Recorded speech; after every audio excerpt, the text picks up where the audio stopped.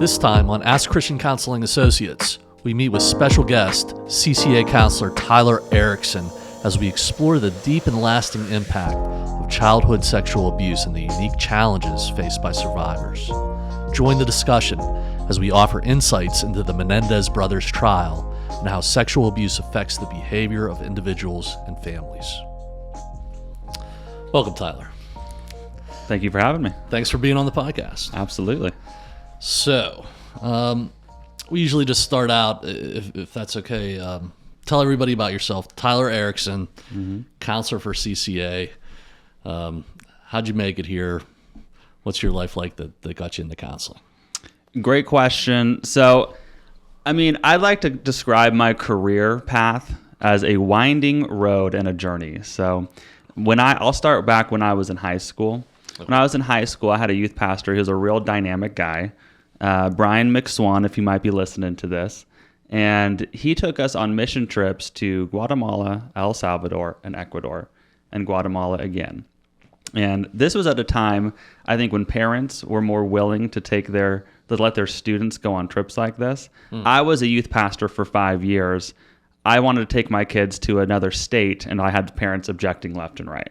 But I went on international mission trips, and I had the opportunity when I was there to share the gospel. Okay. And that was an initiative that he had. He wanted every single one of the students there, all 40 of us, to either share the gospel or to be able to share our testimony. And so I went up there. We were just at a local park. We rounded up 50 people who were just there at a local park in Guatemala. And he looked at me and said, "Tyler, are you ready?" And I said, "Ready for what?" I said, "You're going to share the gospel." So I went up there. I shared for about 10 minutes, and 13 people out of 50 gave their lives for Christ for the first time. And there's no reason why a 16-year-old kid with no public speaking abilities whatsoever ought to have had that kind of response. It was the Holy Spirit. It was God alive and at work. And I had the minister at that time and the evangelist we were partnering with come up to me and said, "You need to consider a call to ministry." Well, I'm 16 years old. I didn't even know what that meant. I tabled that for a couple of years until I had an opportunity to intern for him in Salem, Oregon. I'm from the West Coast. I'm a West Coaster. Okay. From Washington State. Moved to Salem, Oregon to go work at the Reed Saunders Association. He's an international evangelist. Okay. And from there, I've had opportunities to minister with him. I've been a youth pastor for 4 years. I lived in Monterey, California, at a conservative Baptist Association church. So I'm ordained in the Conservative Baptist Association. Wow. And also have 6 years of chaplaincy experience, 4 of which was in corrections. And the last 2 years, I've been working at Ruby Memorial Hospital as a chaplain there. And so I've always been open since that moment I was 16 to what ministry would be. And God's taken me in all sorts of directions. And so as of May, I've had the opportunity to work for CCA, which has been a deep blessing. I feel like it touches parts of my soul that's new, that ministry hasn't quite fulfilled in me. And I've had a different kind of impact on people's lives through the ministry that CCA offers here. So I've been grateful to be able to participate in that. Well, that's great, Tyler. I didn't know all that about you. I mean, you certainly have a lot of ministry background that I should have known. I mean, we did an interview together, but I was probably focused on all the minutia of things we have to cover. So that's pretty amazing. Was that the first time when you were 16 that you got up in front of people like that, or? That was it. So a part of my background too is I was unschooled. So I don't say homeschool, I was unschooled. My parents reacted to the public school system and what they perceived its impacts on my oldest siblings, and took myself and my 2 other siblings out of the public school system. That's interesting. What happened to your 2 older siblings then? So they walked away from their faith in Christ in high school. Okay. So they walked up one day, my parents said, "We don't believe any of this. We're done with it." And my parents blamed that on the public school system. And now I'll be the first to point out the problems with the public school system. Yeah. I'm not afraid to say that. And at the same time, with the best of intentions taking us out of the system, they did not plan to provide us with the proper education and socialization. Yeah. that was needed. Well, back just because that's a hot topic. That if you send your kid into a public school, they're gonna get led astray. Right. What if you could talk about it, what specifically happened that you said this was the thing? You're right. That they did. Right. I'm the youngest of 5, so at the time I was probably 9 or 10 years old. So I don't have the best perspective on what was happening. I will tell you that they weren't involved in the church. We'd go to church on Sundays. They weren't involved in the youth ministry. There really wasn't Christ much in the home. Other than maybe at Christmas, we'd open up and read the Christmas story out of the Bible. And so there really wasn't a lot of roots. And so I think for my parents, it was an easy place to put the blame. And I'm sure that they do share part of the blame for that as well. Yeah. But their reaction was not to have a different approach to Christianity, to their faith, to God, but it was reactionary to try to protect us. And I think they had the best of intentions to do that. And I think that there were some benefits that I had from that. I also, just kind of leading into what we were talking about, never having stood up in front of somebody before and sharing the gospel, not only did I not have that experience, but I was also didn't have the socialization either. Yeah. To give credit to God and what he was able to do just in that one moment. But well, that the homeschool movement has gotten so much bigger than it ever was. And it's huge. So, a long time ago when we were, raising the family, it just wasn't an option. No. Like my wife and I both working a lot. And so it was public school. And now I see a lot of parents going for that because they see just in the time that I've, been in the parenthood, it's changed so much. Yeah. But, the thing that I think is interesting is that there's this counter to that, which is it's the parents' issue that is driving them away from the school. Deal with it, and you'll be able to get through it, even though there's some unfortunate things happening. And if you go that direction, there's going to be problems, and that was, I think that argument as we go along is getting less and less, but that was the argument back in the day. Yeah, and there's so many more resources now for homeschooling parents that are available. Churches are more actively involved. There's homeschool co-ops, which was not really a thing. When I was being homeschooled, there was far fewer people being homeschooled, but there was also fewer resources available. I feel like now, you can't hardly walk into church on Sunday and not bump into several parents who are homeschooling their kids. Yeah, and you see some really quality examples of that. And I remember I was in grad school, and there was a student who was homeschooled, and she was just like, I was doubly ahead of where everybody else was because we were reading books every day.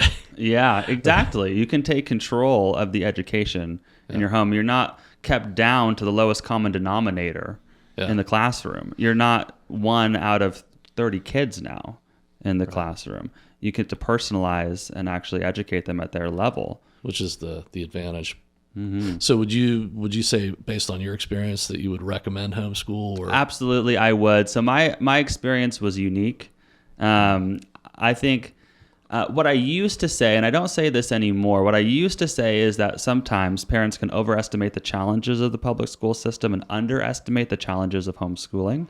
But I think now, because of the resources, because it's exploded in popularity, and because people are being intentional about their homeschooling, and that's what was missing in my piece, was the intentionality. They kept us away, sheltered us from the dangers of the public school system, but they did not go and provide for us the positive experience of the education, of socializing us into different church opportunities, sports, a lot of those things. So it was really kind of keeping us away rather than replacing that opportunity with, I think, what's optimal is the Christian community. Okay. So that's a piece on the homeschool stuff. How are we doing so far over there, gallery? Yeah. Okay. So are you saying, Tyler, that you feel that the socialization piece is like pretty important, and it's like maybe a disadvantage of the homeschool in some cases, that the socialization, learning to work with others, teamwork, kind of stuff like that.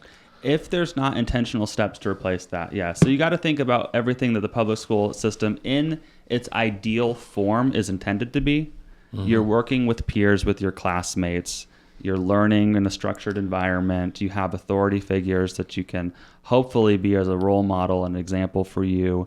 There's extracurricular activities, all these things in their best form, and maybe what they were more like 50 years ago are supposed to be, and you're trying to then recreate as much of that as you can in the home, which can be a challenge.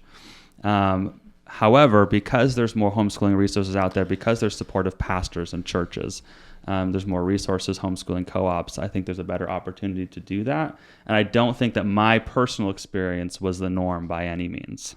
Okay. Well, just the fact that, if you send your kid to school, they're going to get, thrown into the world and never come back.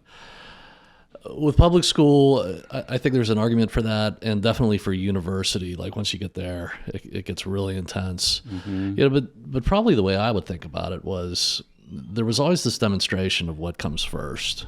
And so, if there's anything out there that you really can't talk about, it's the sports. So if I say to a kid, like, hey, you know what, at least not on Sunday morning, because like this is where your people are. They're like, oh man, this guy, judging me. But like nothing else. I remember the first time I had a client come in and tell me that he had a baseball game on Easter morning, and I was like, what is? I thought it was a joke. He's like, no, for real. I didn't go to church today, last week or whatever, and those kind of examples I think are transformational. Like they really are etched into your mind of what comes first. Yes. And so I think there's a way to do it, in any situation. That was always my key is, we're going to put these things first. I don't care, what anybody says. And, I think I was fair. Like people knew not to ask me eventually. Listen, you're probably not going to get the scholarship. Either you're going to be okay, and there's other ways to pay for school. I actually refereed Little League sports until up through 8th grade. Yeah. And so I had a front row seat on-field experience of how seriously, not just the kids, but more than that, the parents take that. And so what surprises me about that Easter morning example that you gave is that there's not parents up in arms. They're not parents going, no, we're not doing this. We're not showing up. There's not going to be a game today. That there's enough parents out there who disregard Easter. Supposedly, some of them, I imagine, are Christians that aren't putting an end to that they are prioritizing their kids' sports ahead of, the faith. I think that's where I've seen a lot of people get lost in all of the world, whether you're homeschooled or not. Because I think you can sign people up for those kind of priorities, and those examples speak a lot. And you're right there for it. You see it. You're not sending your kid off to. But again, I think the argument probably is best is there's multiple things that you got to handle well. But here you are, it's 16, and then all the way through. You chose to live into the church and into ministry. Amen. And that brings you here to CCA. Here I am. And we're doing recruiting videos today, so we're trying to tell people like that's the big thing here is that you can live into a call, live into ministry, and know that there's a purpose to this, that you're helping people both in the hour to hour, but also and these big impacts that you'll make as you're with a team of people, and you can't do it by yourself. No, and I can tell you as a new recruit, because I've only been here since May. Yeah. So I can tell you as a new recruit, what was most appealing to me is that I can bring my Christian faith with me into this profession. So many, my experience, and as I'm going through school still, my classmates' experiences, so much of the counseling profession seems out of left field. Yeah. And so far from Christian truth and values and virtues that would be untenable for me.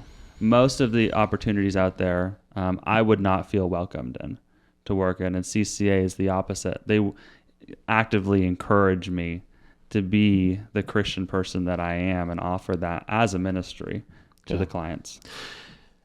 And I wish that wasn't so uncommon, but it's a big deal. I can honestly say without naming names, because I've loved the places that I've worked outside of CCA, but two significant places where I could have spent my whole career, there was the ceiling, because we just were not going in the same direction. Everybody knew it, and my gifts were not going to be used because we did not agree. And to me, that was very unfortunate. But I think it was just being ignored. I was passed over by a couple of people who ruined the operation that we were in. And it was obvious that was going to happen. Right. And it just, but that is the way it goes. You need to be in a place that values the same things that you do. That's all part of how you build your career. That's exactly right. That's all how you build an impact. So I love to hear that. I love to hear, that that's important. That's what should bring people here, especially in counseling, because the values are so far left with what we're getting into now. And like nothing else. I remember I was doing a take-in at a church. We get interviewed, and they were sort of debating why they should have a CCA location. And the guy said, "What's the difference between a Christian plumber and a Christian counselor?" And that's a good question. The Christian plumber has his pants pulled up, maybe. Yeah, we hope. But like nothing else, when you're dealing with things of the mind, it is spiritual. It is, and they say that the mind is the seat of the soul. Psyche is, in the Greek is, what am I saying? Is it in the Greek? The suke, I believe. Yeah. Is denotes the soul. And so every emotional problem that you have has a component that goes to the heart. And for that, you're always going to be dealing with faith. And if you're in a place that doesn't allow for it, or is pointing you in a certain direction, as a Christian, those things are unacceptable, and can be destructive. So the environment is important that you're in, the group that you're with, what you choose in that. And, some other professions, maybe not so much. So that's that's great to hear, Tyler, and I'm glad to have you here today. You mentioned another interesting thing to me, that you're a chaplain now, I am. As well as a counselor for us, and also you were a prison chaplain. I was, yeah. So tell me about that. What was that like? Like, what did you see? Because I think that's one of the things I knew you were coming over today that I wanted to ask you about. Like, what did you see in the prison? Like, why people were there? What was your role with all of that as a chaplain? Prison's a dark place, I'll tell you that. Not just with inmates, but also with the correctional officers and the staff there. So I worked for 2 years at FCC Hazleton, Federal Correctional Facility, Hazleton, and that's in Brewston Mills. So I worked in the maximum security. Brewston Mills. You hear that? Future location of CCA. Coming to you soon. Yes. So I worked there for 2 years. I also worked at an acute psychiatric detention facility. So working with the criminally insane at Oregon State Hospital. Don't let that hospital word fool you. It's essentially what we used to call an insane asylum. So it's people who are either being restored to competency so they can stand trial, or people who have come away from trial with a guilty except for insanity plea, and they're serving out what would otherwise be their sentence in prison at the insane asylum, at the institute. So these were connected. No, so this was in Salem, Oregon. I was on contract there for 2 years, and they said, "We like you, Tyler. We want to hire you on full time." And then this little thing called the coronavirus happened. Oh, yeah. So there was no funds for that. So The person who ordained me for ministry, he worked for the Federal Bureau of Prisons, and he recommended that to me. And Hazelton happened to be hiring. So my wife and I packed everything we owned in a U-Haul, hitched the car on the back, and drove across the country. And we've been here now for 4 years. I don't work there any longer, but we fell in love with West Virginia, West Virginians, and we don't have any plans on moving. So That's awesome. here I am. But yeah, that's been my prison experience.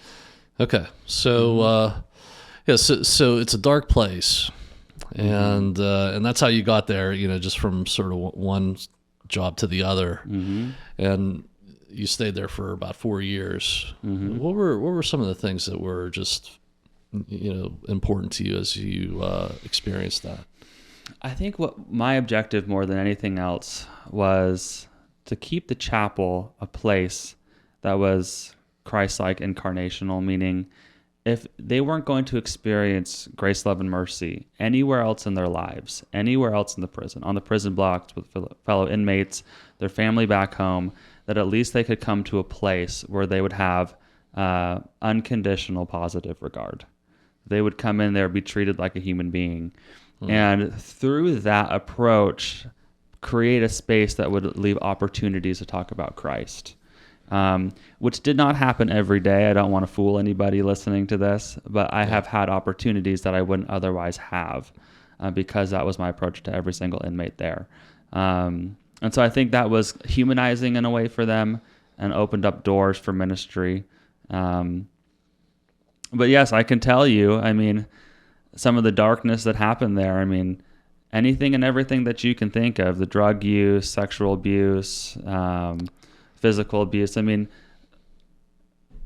lot of the kind of stereotypes that you might think about how it goes on in a prison, a lot of those are stereotypes because they're true, which is unfortunate reality. But, in the darker places, the light shines brighter. And that's what I tried to make that be in the chapel, was to make a light. That's great. Yeah, you mentioned it's a dark place. I think that's obvious to everybody.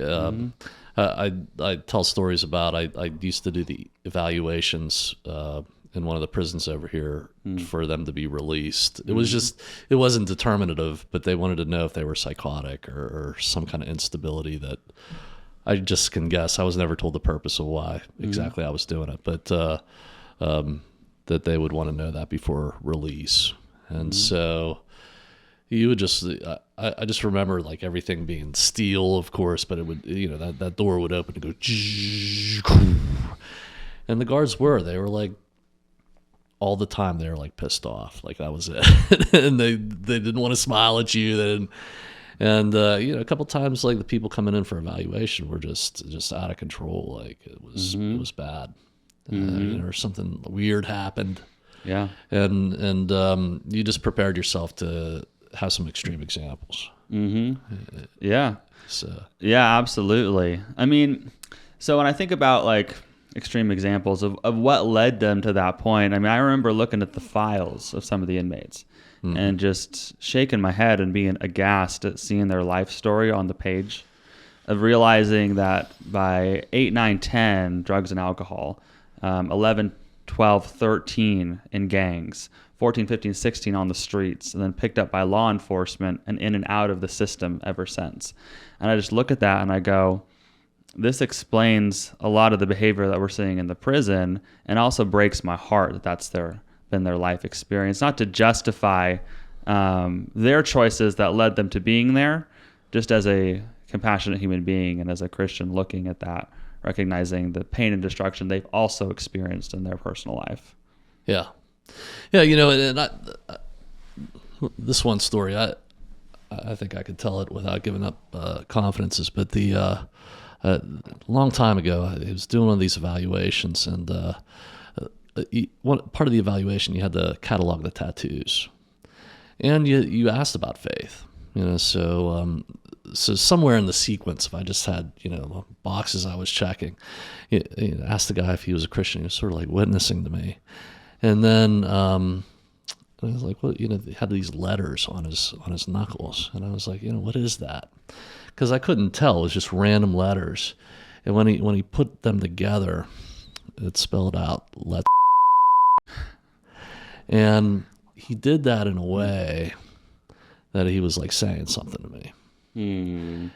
And then in that moment, like he caught himself and he looked guilty about it. And they sort of went back to like, we just went back to business.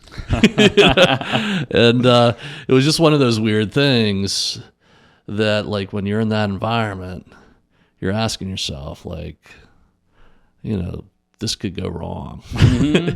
Yes, you have to come to grips with your own mortality working in the prison system. You just do. I don't have another way of saying that, to recognize that at any moment violence might pop off. I mean, I'd be in the chapel with 100 inmates and I'd be by myself half the time. Yeah. It'd be by myself or with me and my chaplain assistant.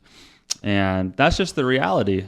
And that wears on people after a while. And I realized that as a person of faith, I know where I'm going ultimately. And I know that God will take care of my wife, who I'd be leaving behind, but to recognize that God's protection is also there also. Yeah. And to realize that a lot of the people, inmates and guards alike, don't have that security. Yeah, that's part of the pay. Anything could go wrong and you are, during the workday, you're incarcerated. You're with them. Pretty much. Yeah, you're exactly. You are inside the secure perimeter. Like you said, that door closes, boom, shut, and you're in there till your shift's over. Yeah, so you get the full experience. I did. So I had the stab vest on. I had the keys and the cuffs and the spray, the whole deal, the walkie-talkie. Yeah. Yeah. So ministry and extreme examples. And, you know, one thing that people are talking about nowadays, you know, is the Menendez brothers. They are in prison. Yes. And we've been talking about this all day, but there's a thing about them getting out of prison. Yeah, I've heard about this. It's is it coming through TikTok? Is the Menendez? No, they're getting their trial reviewed. But the people who are advocating, there's a strong online community advocating for their release. Yeah, because the show came out and everything. Yeah. So Tyler, do you know anything about the Menendez brothers? I do. I've watched a couple documentaries. I haven't watched the Netflix series. My wife is on Instagram, so she's filled me in on that much. But I've read a few articles as well. So it is interesting. It's definitely something that people are talking about at the moment. Yeah. So, you know, a theological and, you know, or a Christian response, you know, and integrating, you know, our counseling, you know, view of that.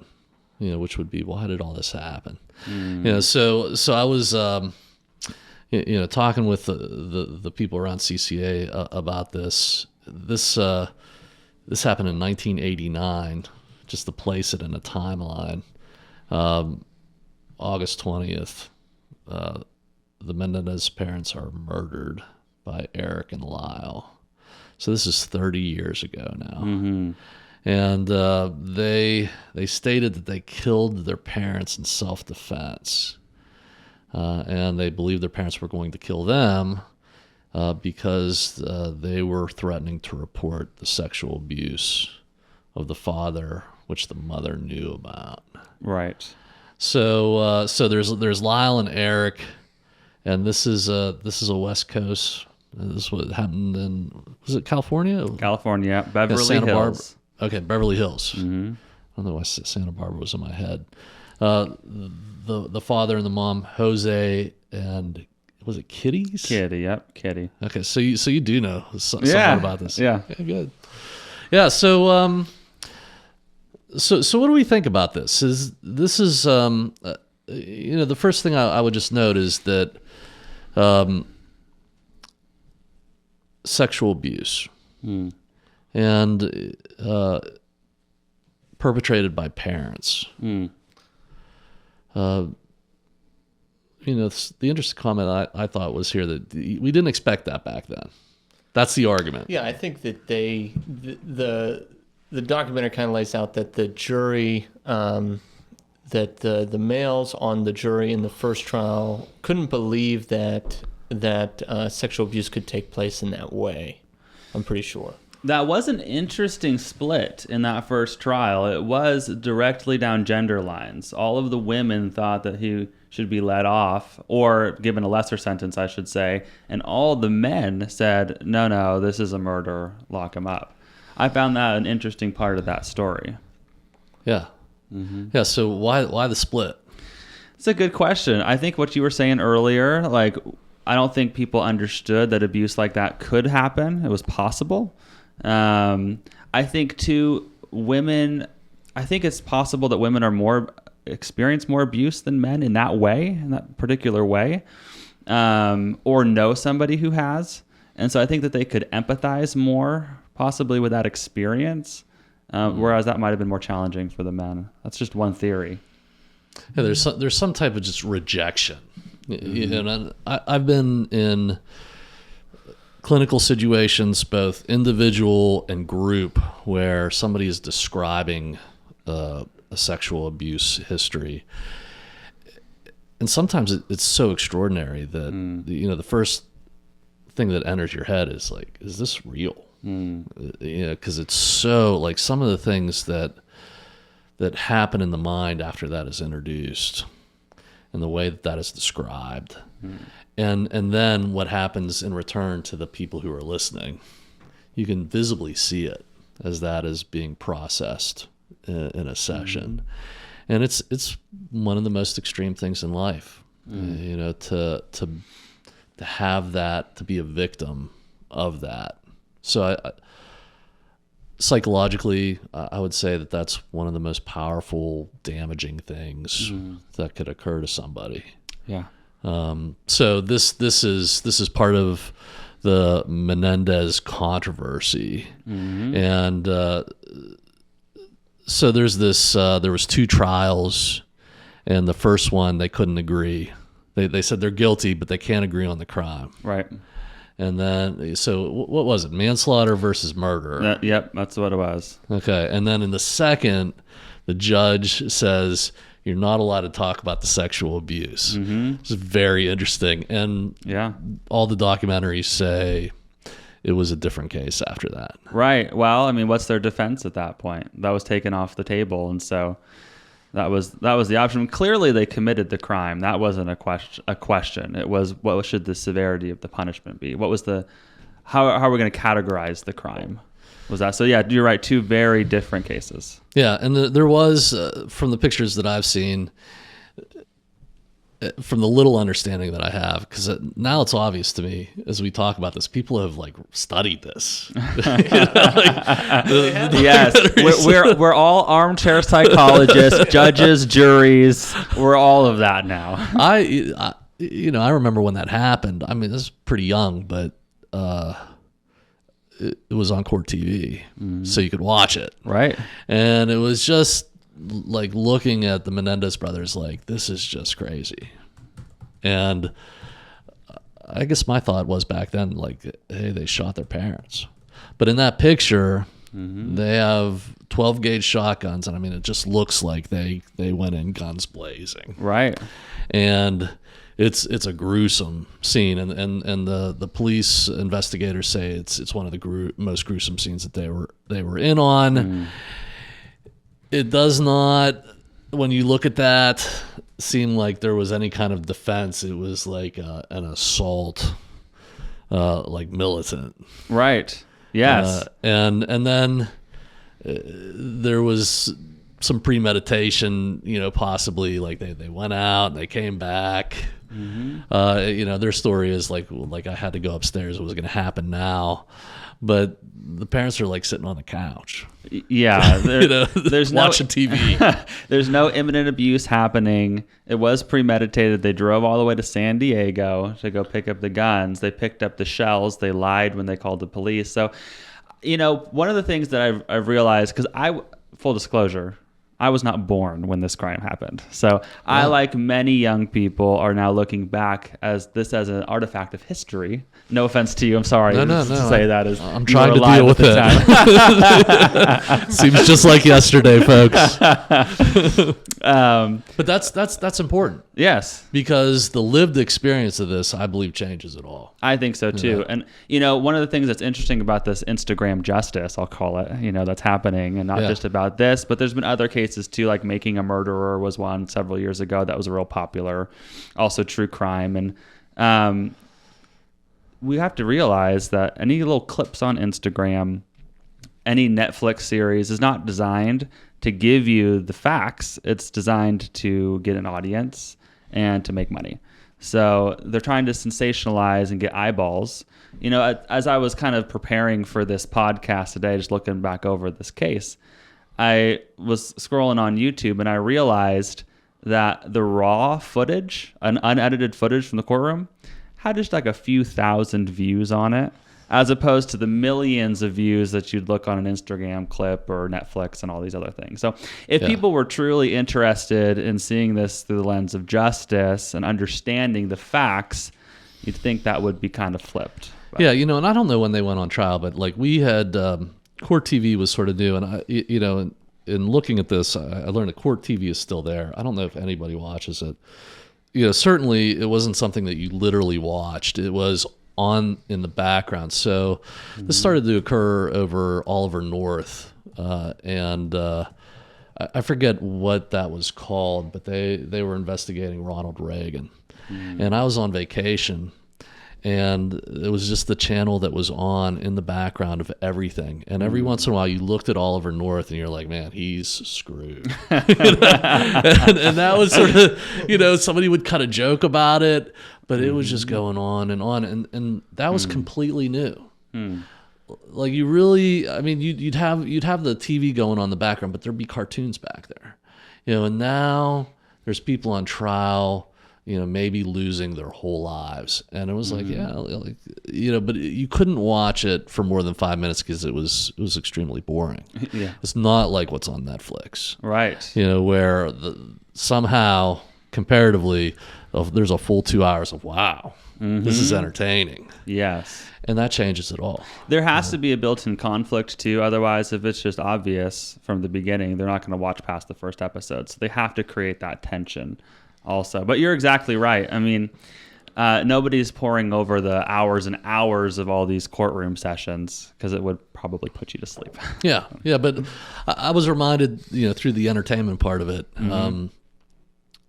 the timeline. So, and I don't want to get it completely wrong, but it was, you had the Menendez brothers, and then you had the beating that took place from Rodney King. Rodney King. Was that before or after? That was just before, and then O.J. Simpson was just after that, between the two trials of the Menendez. Yeah, so you had motivations there, and that's one of the arguments now is maybe they would have went free if all that wasn't going on, because by the time you get through O.J. Simpson, they really need a conviction. And I think that's possible. I think that probably motivated the DA to remove the defense of abuse as a possibility, wipe that off the table to try to ensure a conviction. So that's possible. It does not mean that it wasn't the proper result of that trial either. Christian Counseling Associates is ready to serve you, providing a wide range of counseling services.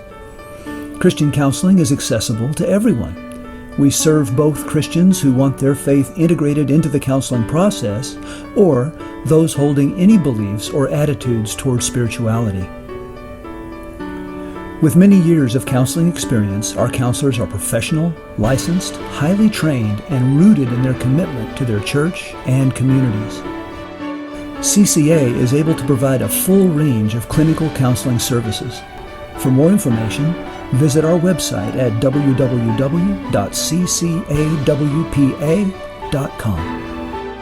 This is the big argument of the deconstruction of the institutions. Go for this. Deconstruction institutions, and you see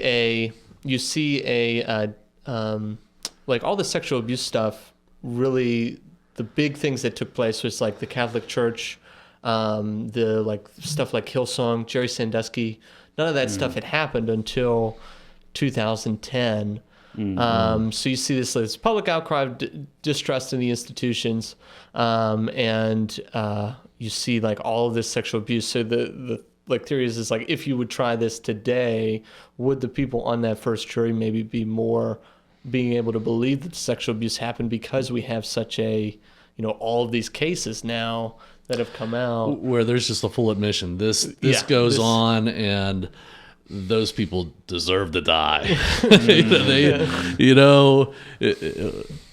And my first reaction to this, like, I'm willing to consider that, because because I cannot remember what life was like before all that kind of stuff happened. You know, it has dramatically changed. There's this documentary about a nun who was in the Catholic Church. She was from Pittsburgh, went to Baltimore, and I can't remember the name of the documentary on Netflix, but it's if you could find that, what the name of that documentary is. It's about a nun who was murdered, and it was how the story broke on the Catholic Church, that there was kids being molested. The keepers. The keepers. I don't know a lot of people who watch that, but I was just mesmerized by how terrible it was, and people basically ignored it. Right. And what there was these two church ladies who investigated the whole thing, and what they believed was that there was a group of priests who were acting in collusion with government and police to basically traffic kids within a Catholic school. The nun found out about it. They killed her, buried her, and her body was found, and then she's buried up here in Pittsburgh, on some hill up here. Yeah, but it's Catherine Sesnick. Yeah, Sister Catherine Sesnick. Sister Catherine Sesnick, and it's never even heard anything like that, but they basically swept that away because they said it couldn't happen. Right. And then after that, when the reports started now coming through, they're like, okay, it did happen. And then you have Spotlight and all these kinds of things where the credits roll, and you're like, oh my, like what? This is massive. So life is different now. The argument is we didn't believe it. We didn't believe that a father would molest their two sons, that they were wealthy, you know, and there was I don't want to get it wrong again, but he like owned Hertz and all these places. Yeah, as a working with Hollywood OJ. executive. Yeah, somewhat ironically, yes. Yeah, but that was all within the context of Beverly Hills, you know, going on, and so now we believe it. Would it be different? And again, my initial reaction before we started talking about all this was, okay, you know, you can make that argument, but after you shoot him with a shotgun, that argument now is over. Yeah. You know, so you have to come forward, or it's murder. You know, and that's what we're stuck in, you know, because you're still into crime and punishment. And that's another thing that, you know, and it's above, you know, I want judges in the place where they will make those decisions, and I have to trust them. Yes. But there's this argument now, no judge can be trusted. You know, the system is so broken that crime and punishment is now deconstructed. Don't punish anybody. Right. You know, where I would immediately assume that once you take the punishment away from murder, that makes a difference. That means people are going to be like, maybe I can get away with it too. As long as you can construct an argument to justify it. And I can tell you from working in the prison systems that people are capable of justifying just about any crime, just about any action. And so you're right. I mean, it comes down to the biggest themes of life, like justice. What is justice, and how can we understand it in the context of the Menendez brothers? And that's why I was kind of joking earlier, how we put ourselves in the position of judge. And we assume that, well, you know, if I was in that position, I would have handled things differently. And do we really know that? Probably not. And so personally, I would not be surprised if that abuse happened to those boys. I think it's possible. I think those things do happen. Those examples that were provided earlier about the Catholic Church, I think is spot on. Yeah, I would assume that too. Like after listening to that, no question in my mind they were abused. Okay.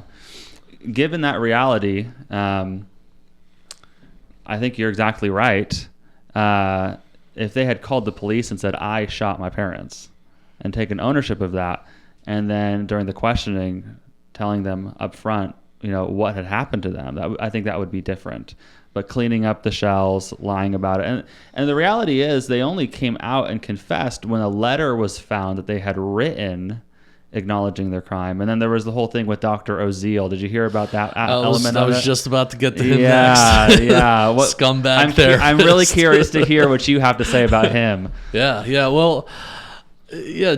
Jerome Oziel is he's a PhD in psychology, like clinical psychologist. Mm-hmm. Wants to tape the confession of murder, and I saw there was some dramatic show, so there was like a depiction of him doing that. He wanted them to waive confidentiality with the father so that he could communicate back to the father, who's the perpetrator. Mm-hmm. And he was claiming that he was doing this because he was in fear for his life. Mm-hmm. And so the confidentiality was waived with the father when they were there before, and so the dad could know everything that was being talked about in the sessions. Right. And then Yes. when they killed him, I mean, that didn't matter. But then Oziel kind of like went off and started recording things and doing those kind of. And he justified recording that and releasing that information to say that I was threatened, and so this was me defending myself by recording this session. yeah, and that's one of the things that it's tough for the public. Because it's the same dynamic. You know, did that father molest those kids? Are there therapists out there who should have some oversight? This guy, And you he know. was, in the show, I don't know. In the show, it seemed like he was sleeping with a patient. Yes. Yeah, he's It's sleeping just like with the one his- question in ethics class you have to get right in order to pass. Well, his girlfriend somehow, rats him out because she was a client. because she was the client. They and broke then up. He moves that client into his house with his wife. That was the story, anyway. Yeah. And I was like, man, that's pretty extreme. He may have failed the NCE if you were taking that today. Yeah, but that is, that is the argument that the counselor who's hanging out their shingle all by themselves is this field needs no management. Like you have these really intimate situations where people are, having these intense emotional experiences, and they're just going to be out there on their own. Well, that was Oziel. Disaster. And that's one of the things that we guard here, is that we're accountable to each other. There is oversight, and it is needed. Yes. And there's a lot of things that go on like this that the public needs to be aware of. That you want to go to a reputable organization, and they should be able to demonstrate that. And there's just a lot of you mentioned the far left kind of, there's no rules. And it's just like every organization. Yes. There's a reason there's managers. Yeah. You'll never get away from it. Mm-hmm. And just like any professional, there's good plumbers and bad plumbers. There's good counselors and bad counselors. Yeah. I was very impressed with the vetting process that you had and the interview process for me coming on board. And so you're looking for good counselors and you're training them up to be even better. And you have that built-in accountability within the organization. Yeah. So yeah, so obviously I'm biased. I say always, you should go to a group organization where there's oversight and accountability. And there's a lot of weird stuff that goes on in these small, one-off practices, which is very cultural to the counseling field. And there's a history, and so I've been in the field for 28 years now, and one of the things you get to do along the way is study the history of psychological treatment. And there's always been a factor that there's been people in there who get into it to exploit others.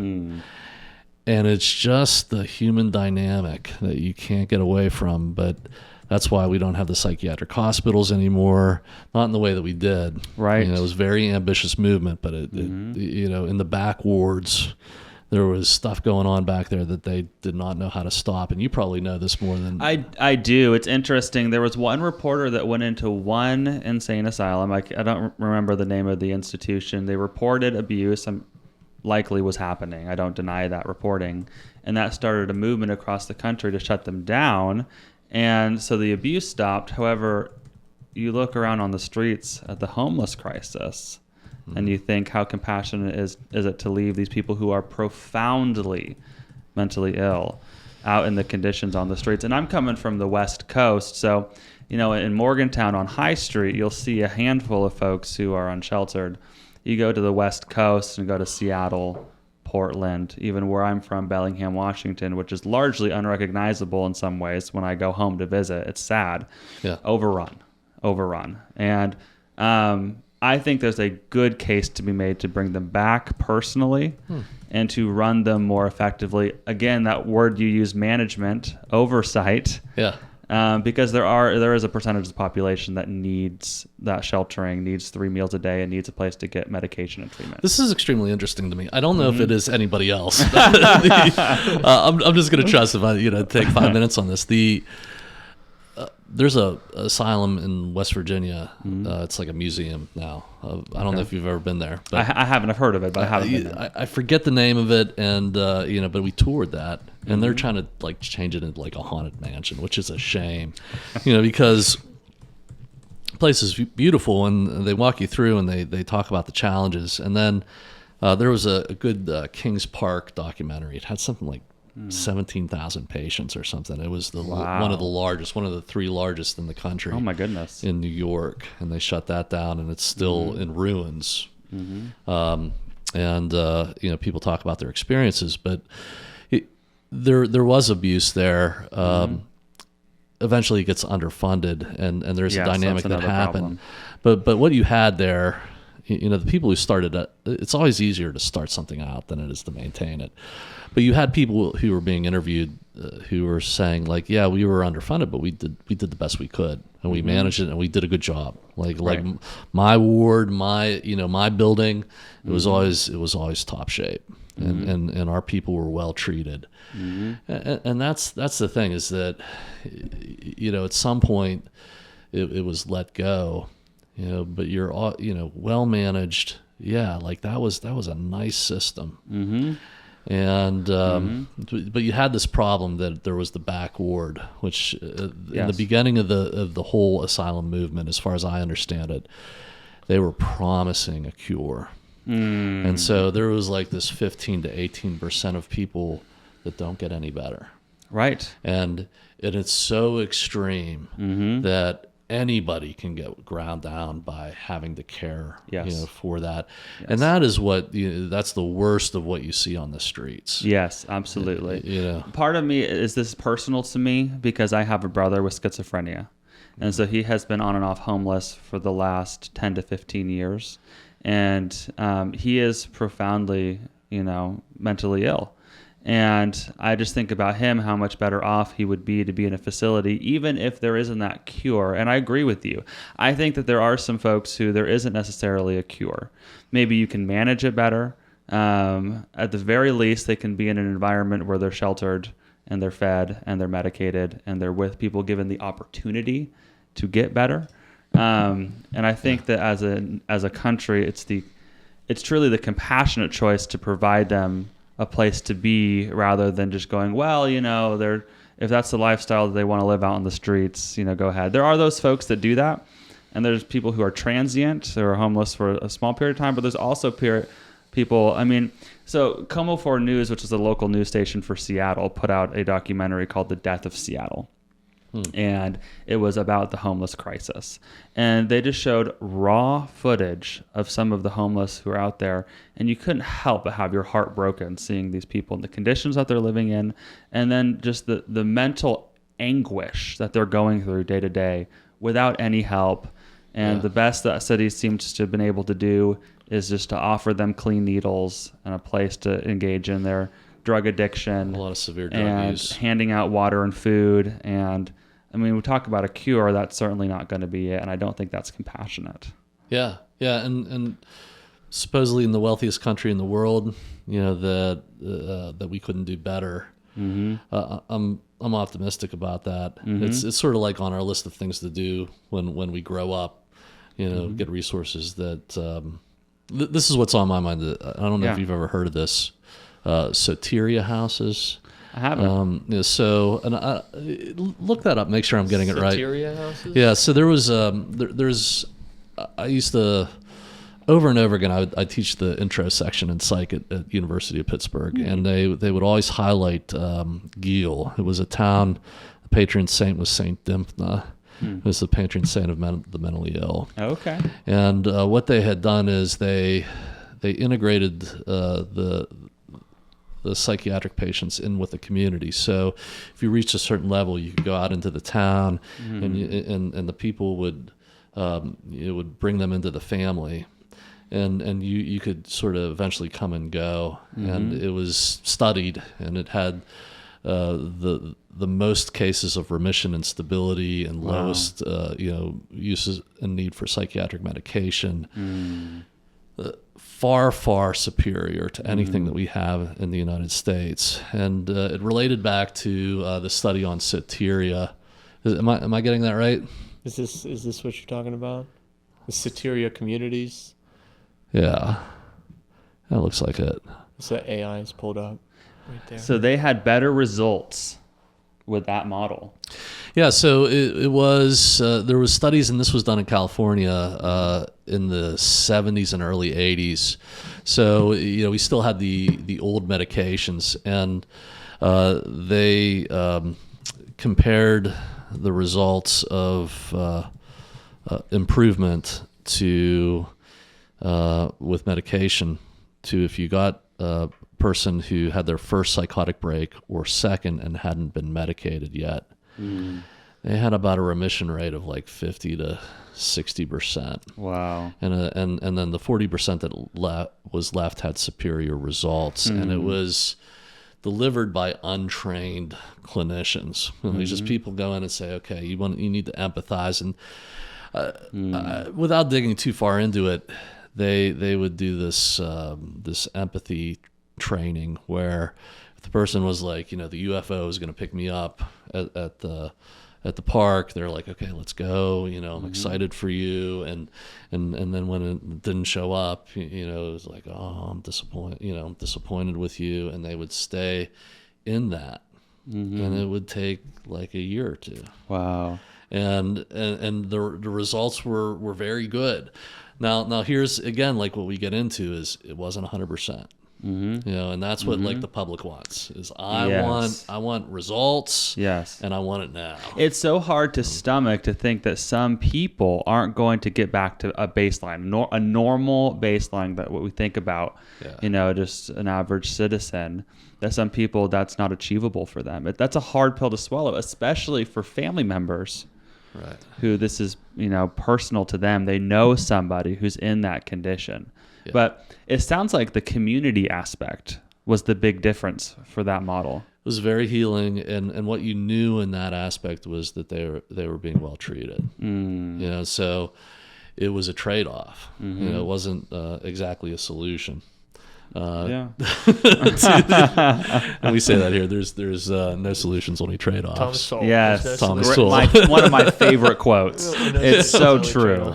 Yeah. Yes. So we have a heart for that here, that people are well treated, no matter what, and we know that there are certain people going through certain things where they're very vulnerable and prone to being abused, and one is people who are in some type of psychosis. Yes, because it's the general public doesn't know what to do, and the American system is to medicate, and then turn them out into the street, and it doesn't solve the problem. In fact, and that's what, going back to the asylum solution, that was so frustrating for people was.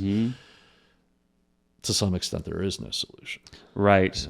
Well, and that is part of the frustration. You're exactly right on the trade-off. So Oregon State Hospital, an insane asylum, still exists and runs and operates, has since 1880. And so there are others in the country, not nearly as many as there were, but some still do exist. And that is what's disheartening for a lot of the staff there, is the recidivism rate, that they do come back, and it's like a revolving door, in and out, in and out. And it feels like, are we really making any progress here with some of these frequent flyers, we would call them? And that is hard. And is that a solution? No. Is it a trade-off from them being permanently on the streets? Maybe. So you are right. I mean, these things aren't simple. They are complicated. And Yeah. Yeah, so that's very interesting that has happened in your family, and I think that there's a lot of people who can relate to that in some way. But that has made you passionate about the asylum system. It's made me very compassionate about people with mental health problems in general. They do run in my family, on my mom's side of the family. So my grandfather on my mom's side also had schizophrenia, lots of depression, severe depression, anxiety on my mom's side, aunts, uncles, cousins, and so siblings. So yes, that's given me a big heart to work with people who struggle with mental emotional problems. Yeah, so, and again, that's one of the things, like, if that problem's going to get solved, it's not going to be like one person with some like aha technique or pill. It is going to be something that you build that improves the quality of life for people who are struggling, and you need a lot of people and a lot of resources for that. Yes. And that's one of the things, again, to talk about why, like, you have mental health organizations and why that has to be built, and why people, professionals as well as the public, need to support that. Is that I would like to say everyone here is passionate about the person who is coming here for the 3:00 appointment, and that will never change. But along the way, you experience and you see these big problems that have no answer. And if you don't care about that, there is a part of your heart that's dying. And that's the kiss of death to a person doing this work. Yeah. That you need to care about it all and do something about it. That's why you're in it. That's right. And so, exactly right. We want to see people treated well who have schizophrenia, and we want to be a society that says this is taken care of. And we have to admit that we're not all the way there, and our careers have to be about building that. And if we ignore that, we're not good clinicians. We're not good counselors. That's exactly right. In organizations, they're either growing or they're shrinking. I don't think that they really stay the same. And so that's one of the things that impressed me a lot about CCA is 15 years, is it 5 states, 6 states now? We're 5 states now. And 5 states. Plus Liberia, so another country in West Africa. Right. And we're adding these different components all the time. And so as the organization grows, I imagine they'll be able to tackle tougher and tougher issues and more things like what we're talking about now. So when I saw Gil, I was like, man, we could do that here. And it would just be wonderful for us and for those who struggle, who are seeking psychiatric treatment. And I like these soteria houses, even though it's a lot of effort, and it's humbling because you don't need a PhD to be effective in that system. You just need to be prepared to care for these people long term. Yeah. And there's definitely a way that we could get that done. And we should be working towards that. And it's not easy because it's not the most profitable thing out there. Right. So the general public, the industry is moving in another direction. But yes. That's a great topic. I'd like to have you back on that sometime, like what you see with the mentally ill, because I think that exit the asylum, where all those people are going is the prisons. Yes. Oh my goodness. Yes. Really, in some ways, it's shifted to we no longer have insane asylums. We have growing prison populations. I forget where I saw this, but it was something like a third of inmates in LA County have, diagnosable mental illness. Yeah. And I believe that. It might even be a low number. I don't know.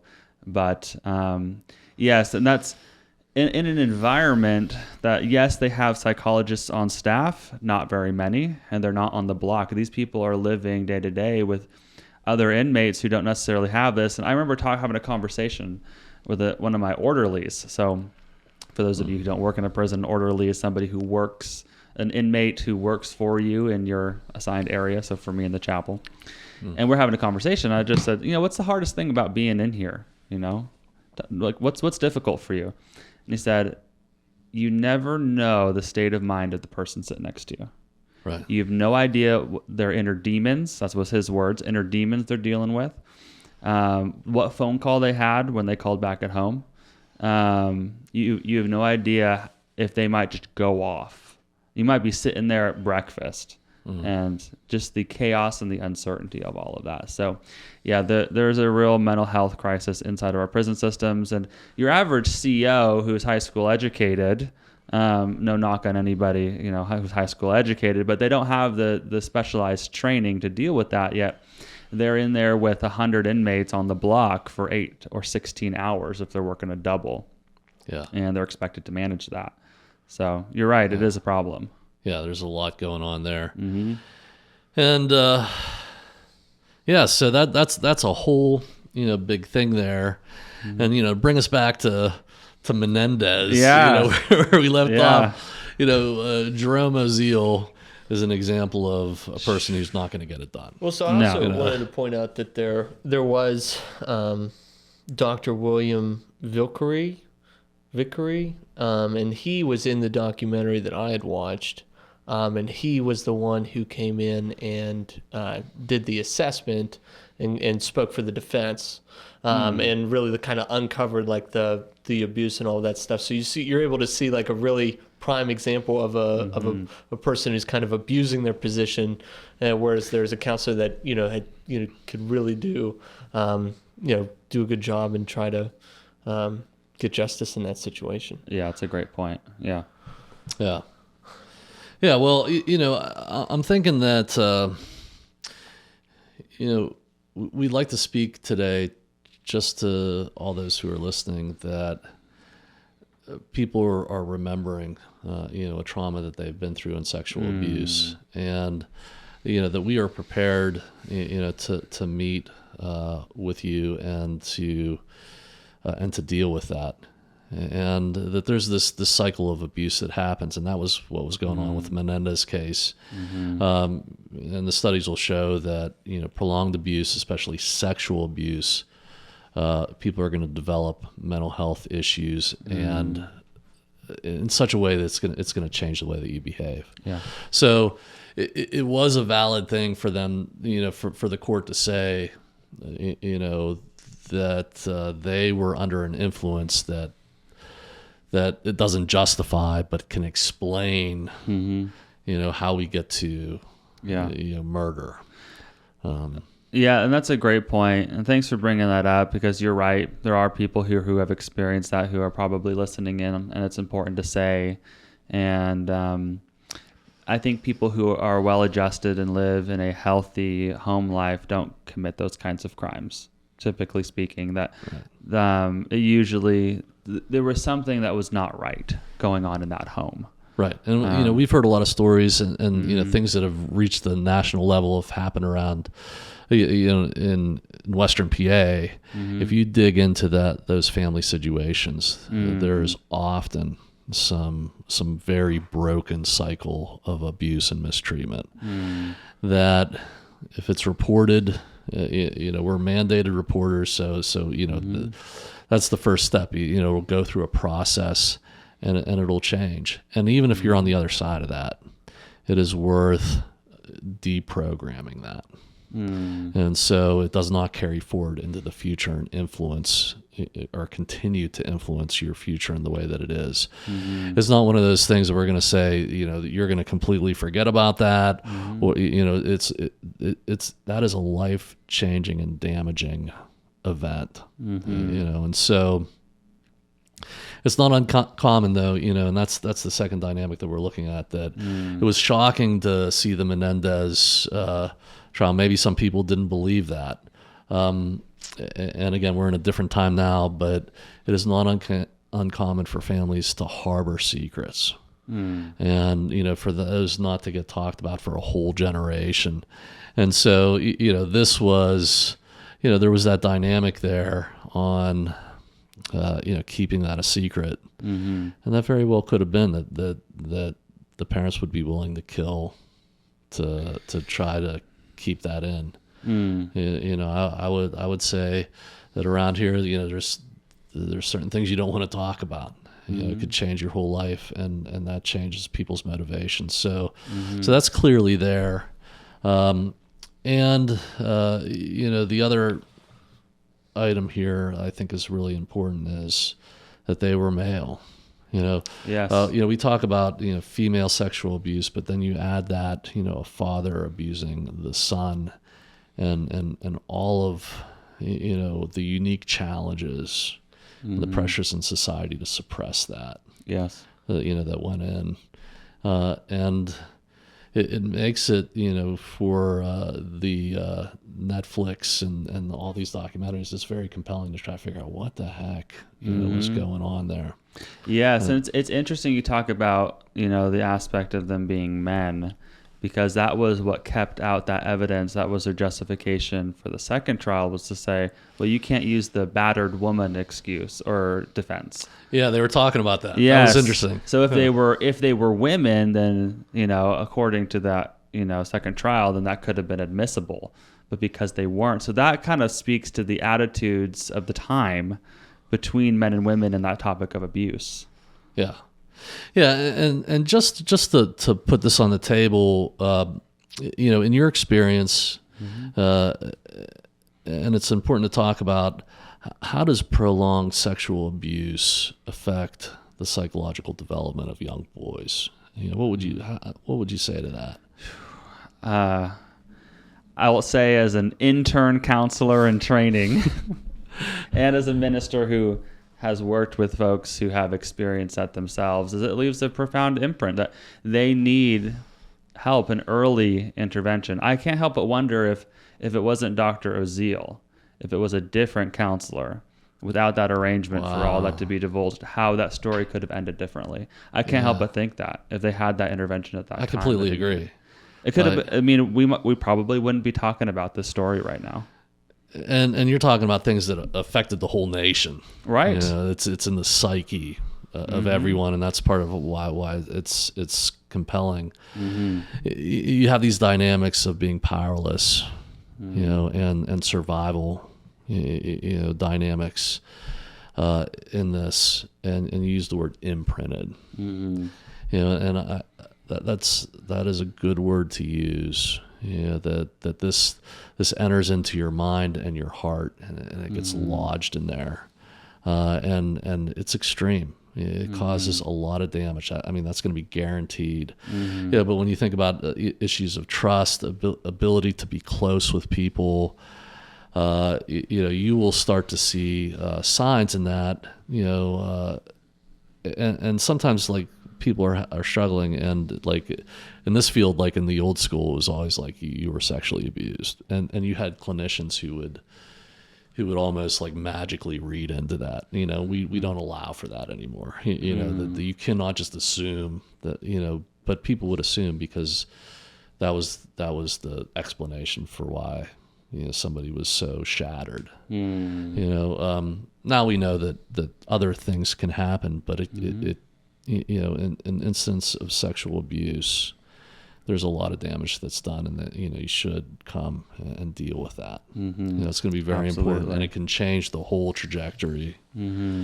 So there's this concept of breaking the cycle of abuse. That if you go forward and that's unchanged, hurt people. I was going to bring that up too. Working in the prison systems, you see that.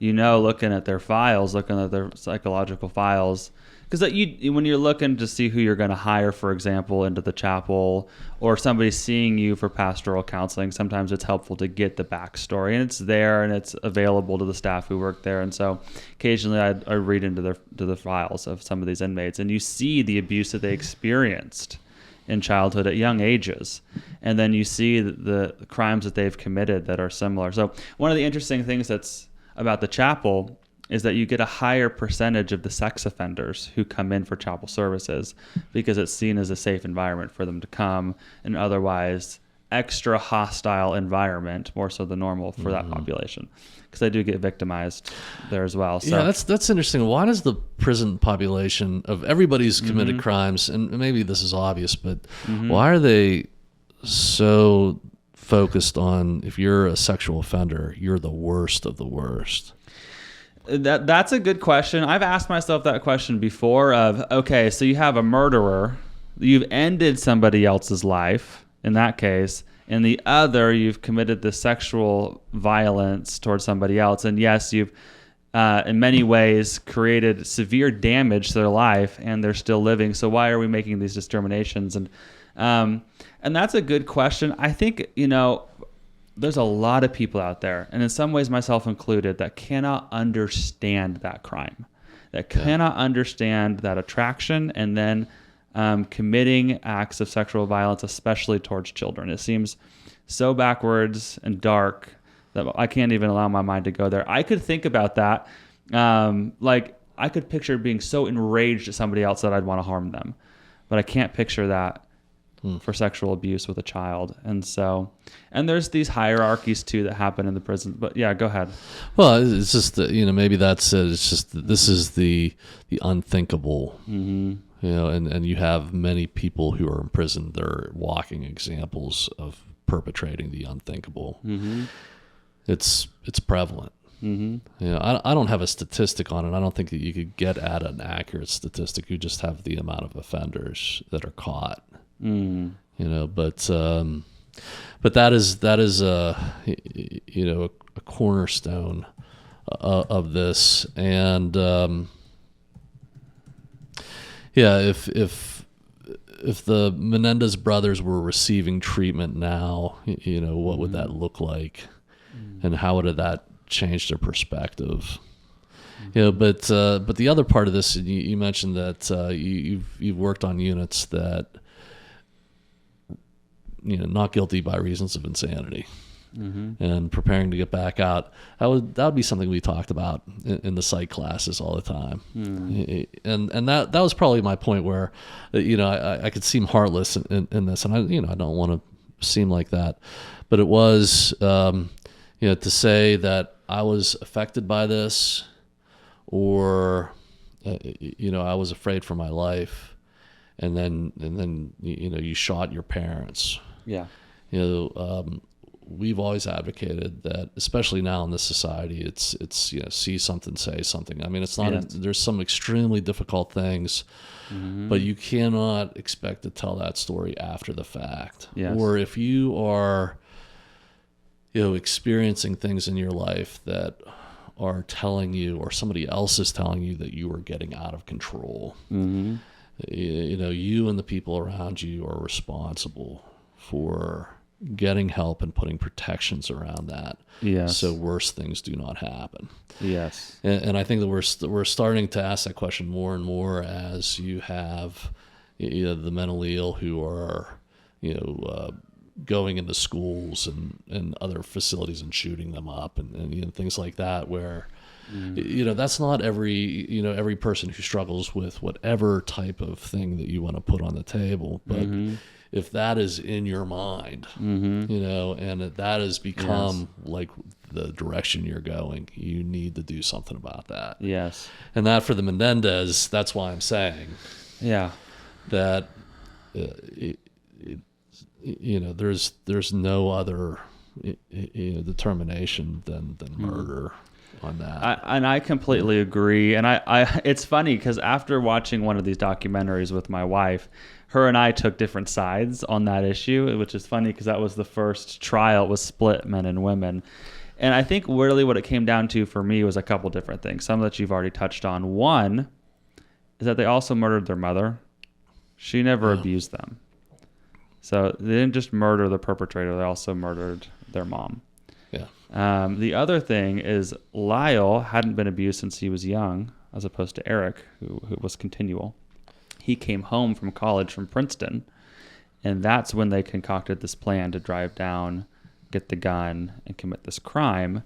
I also think, as I think about when he went to the psychologist the first time, if he had received proper mental health care, would it have been different? I think so. I also think it would have been different if Lyle then went to Eric and said, we need to talk to the police about this. We need to go talk to our local pastor. We need to go get the word out and tell people. I take it from the story that they went to mom. Mom said, I can't handle this. She's, I'm sure, dealt with her own abuse history with him. And that's common. You admit to somebody and they don't believe you, and that can be within families. They say, you're making this up, stop it. Right, exactly. And I think another factor too, one thing that's been in the back of my mind is that for Lyle, especially at 21 years old, I think we have a different perspective on ages now. I think the way we look at a 21-year-old today versus a 21-year-old 35 years ago is very different. You know, I think about the way that I grew up in my small farming community, which was Ferndale, Washington, which I said Bellingham, but that's 20 minutes north of Bellingham. At 12 years old, I was on a dairy farm. I was working, doing morning and evening chores, throwing hay in the summers. I was working a big boy job. And today, that's not the case. A lot of kids, they'll graduate. They might be 21 years old and never have worked a day in their life. And we talk about extended adolescence as well. You know, people who are 25, 30 years old acting still like they're a teenager. Yeah, so back then it was like 21, you were an adult. Right. And so that's when this happens. Yes, that's when this happens. And so he comes back from Princeton from school. He hears this from Eric, and instead of bringing that to the authorities or anybody else, they decide to concoct this plan, which I think was more vengeance, is my opinion, more vengeance or vigilantism rather than self-defense. Yeah, and we can only speculate, of course, and that's, I think, how this goes forward. It'll be interesting to see how this all ends up. Yeah. As you do have, what is it, Save the Menendez on TikTok Well, or something.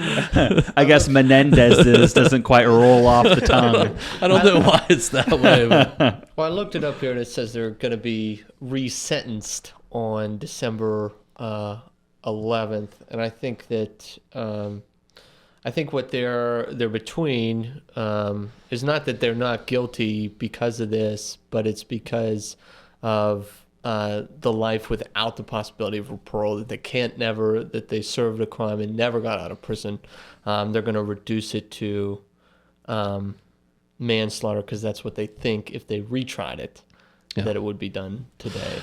Well, we're going to see something happen with that, and the debate will go forward. But this is what the literature is going to say of people who are damaged in this way. That you're going to see when somebody's sexually abused, you're going to see a type of shock, disbelief, denial, fear, anxiety, withdrawal, and then later on, you're going to see patterns of detachment, sleep disturbances, flashbacks, classic trauma, or PTSD-like symptoms, because the person's life is in danger, as they're being violated, and for 1/3 of sexual abuse victims, these types of symptoms become chronic. And so as a person starts to have this mounting anxiety and guilt and nervousness, you also have things enter in like substance abuse. It's all over the place now. And psych meds, like in the combination of that, lead people to be less inhibited, to lose control. And so it can become quickly a mental health crisis in a person. And when you couple this with dynamics that we have going on, so I have this number, and it almost doesn't seem real, but 2017, an estimated 79,000 child sex trafficking victims were identified in Texas alone. So you have the border issue, right. One state, and that in 1 year, 79,000 individuals who are going to go forward with this mounting problem. Yes. And that's happening over and over. So it would make sense to say that there's going to be a lot more stories that we pile through into the future. You do look back to the Menendez case and the Beverly Hills situation and the descriptions of the parents, and a lot of that seems very plausible. Right. There's no reason to distort that. It was just a fact that there was that family was so dysfunctional. But then you have what's born out of that, and like in these kind of things, we have plenty of that going on and being created. So yeah, it's just I think if there was the subtext or the exclamation point to this, what's going to happen, that we would start to have to consider, like, this is a big problem. We have to do something about it. And it's really great to have somebody like you with the professional experience of seeing this in prison and seeing and in ministry to come in and talk today, and also just to learn more about your background. There's a lot of stuff I just learned today. I'm glad about that. Yeah, well, I'm grateful for the opportunity, and I was very engaging conversation. So thank you for that. And I think we touched on a lot of important topics. Yeah, and Gallery, great job. Great job today. Yeah, no problem. Being part of the conversation. Mm-hmm. Tyler, if you would, it's just custom for us to pray for our people who are watching today, and if you'd lift up a prayer for people out there who, even as we talk, are coming to grips with things that have happened, like sexual abuse, we'd like to pray for them today. Absolutely.